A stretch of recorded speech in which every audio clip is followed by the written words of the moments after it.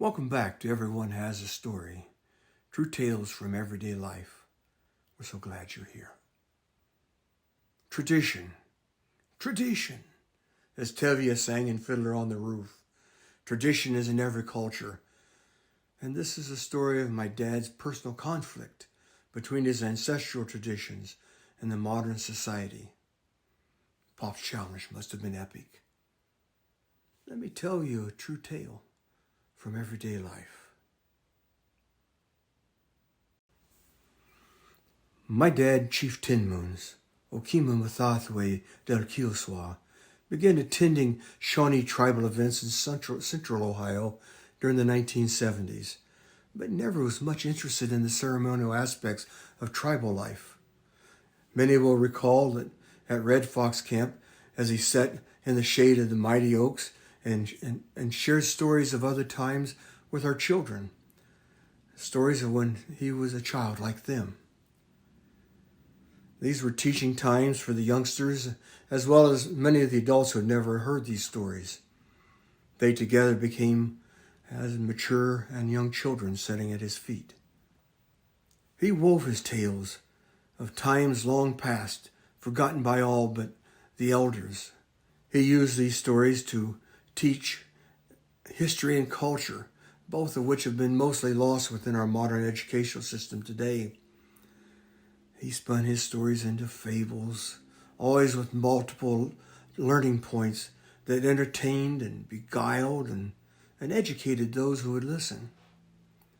Many of the children, now adults, have shared with me how their stories had changed their lives for the better. For nearly all of the 20th century, my father was filled with the greatness of the changes that have occurred. He spoke often of his fascination of being born in the day of the horse and buggy and steam-paddled wheelers on the Ohio River. He was filled with the wonderment of the scientific discoveries and society's evolution. From the dust along the dirt trail to Turtle Mountain, to the precious moon rocks brought back by his modern heroes, he was charged with wonder.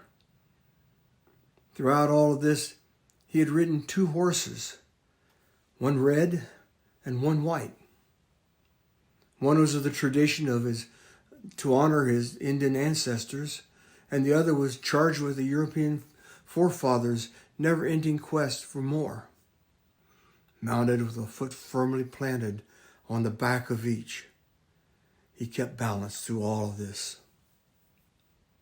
The span of his life must have been truly spectacular. And for a decade or more, my dad would sit by the community house, cup of coffee in hand, and watch. For him, this was a time between sharing the stories and the evening potlatch. He often just watched the birds as they flew in the sky, reminding him of the biplanes of his early days. Birds like kites and planes like birds. Filled his eyes against the blue sky while his mind drifted to other times and other places. He truly enjoyed those moments, he told me. Year after year, the people would gather in traditional wear, preparing to practice the ancient ceremonial traditions. They would be filled with lively chatter and excitement. And as they passed my dad, many of them would stop and invite him to join them. He was always gracious, but he would always decline. It wasn't until much later, after watching the majority of the people in the processional walk across the prairie and towards the great house, that his interest was piqued. He'd often been in the great house and helping repair or add to the sacred lodge. He was a skilled craftsman, and his handiwork was really appreciated. But he never really attended any of the ceremonies. The people were most perplexed by this, because he was a revered elder and he was a wisdom keeper. Of all the people, why didn't he participate in our ceremonies? The question was always in the minds, but that was never asked or acknowledged by them out of respect.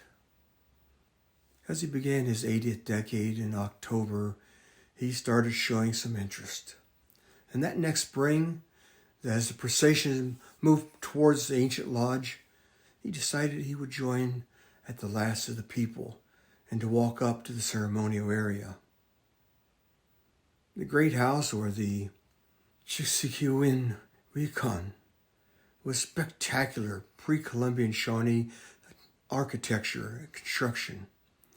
The principal structure resembled a giant upside-down basket, nearly 30 feet across and 15 feet at its peak. The circular lodge consisted of a mix of living trees on the perimeter, interwoven with sturdy branches and vines, and the roof was supported by 4 center poles, and they would be covered with bark shingles, except over where the altar was at the east. In the center was an opening for the smoke from the fires. The surrounding smaller lodges in the compound were for the men and the women and the ceremonial leaders. All in all, it was a most impressive sight. It did great honor to our ancestors. Pop taking a chair near the lodge's entrance, where you could hear the ceremonial activity inside. This was as close as he would allow himself to get, and still remain outside the great house. You know, it was a puzzlement to all, including the family members. Well, eventually, the Women's Council decided to act, and despite great amount of resistance, they were able to escort my dad just inside the entrance of the great house, where he was set on the very end of the bench by the entrance, like one foot in and the other one ready to step out. Here, the holy people would bring him the various elements of our ritual. They would bring him the pipe and the token meal and other traditional sacred components. I can only remember once when he actually circumambulated the entire ceremony. Well, in the fall of his 83rd year, he was asked by the sachem why he was so reluctant to enter the ceremonial lodge and still refused to participate in the rituals. His answer, well, it astounded them. He felt he was unworthy because he had denied his heritage much of his life. Following this acknowledgement, he found peace within. He had atoned for his shame and had returned to the tribal rituals that had so long denied himself. At the closing of his life and the unfolding dawn of a heavenly tomorrow, his mind had returned to those innocent and magical days of his youth. He passed through the veil in the winter of his 88th year. It was his way through life that the important things be properly attended to. One could not but admire that his passing of time, that he had covered all his bases. Bahakis iganakik okima methwase del kioswa, Shawnee Elder Chief, 10 moons. For as many seasons as there are days in the year, he took his last walk on his cherished grandmother Earth. He had poured his cup to the brim and had filled it with the being of greatness of life. But he was the last of his generation. He was his own Ishi.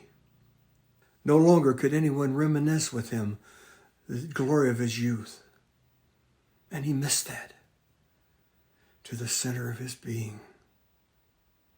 The tribe, the clan of his time were all gone. And now it was his time to join all of his relations. He closed his eyes to this place just days after he had marked his 88th year.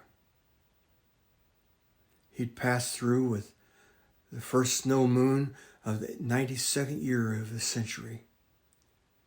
It had been a grand adventure. We do not feel the bitterness of absence for our father, Chief 10 Moons, but we sing often the songs of happiness and tell you of the stories he imparted. For that should be his greatest legacy, his gift from the ancestors, our unchanged sacred oral tradition, the remembered word, the spoken history throughout the hundreds of generations. His passing, as is with all mortals, his words shared the living reality of our ancestors. Do you have a story of traditions and rituals of denial and restoration? If so, please share with us in the comments below. And we'd love to hear them. And thank you for giving us a thumbs up. And please subscribe for more stories like these. True tales from everyday life.